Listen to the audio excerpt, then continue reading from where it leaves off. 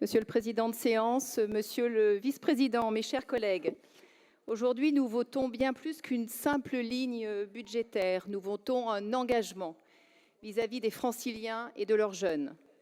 La dotation globale de fonctionnement des lycées pour 2025 n'est pas un exercice comptable. Elle est le reflet d'une politique ambitieuse et surtout d'une conviction que je veux croire nous partageons tous et toutes.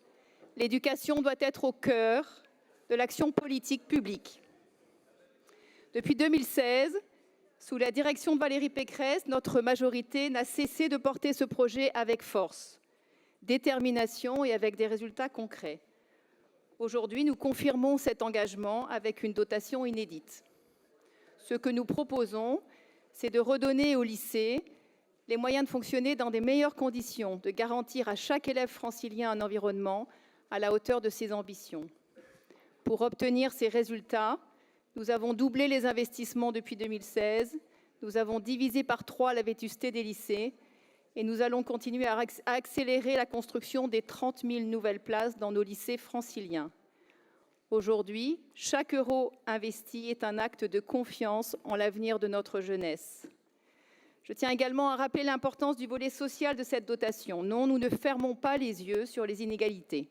La dotation de solidarité, maintenue à 7%, est là pour soutenir les établissements les plus fragiles, là où la situation sociale des élèves nécessite un accompagnement renforcé.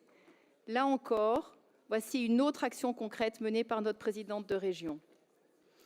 Mes chers collègues, voter contre ce rapport, c'est voter contre l'avenir des lycées franciliens.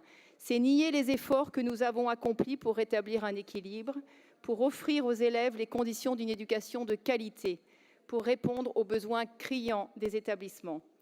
Ce vote est un choix de ceux qui veulent avancer, construire et préparer l'avenir.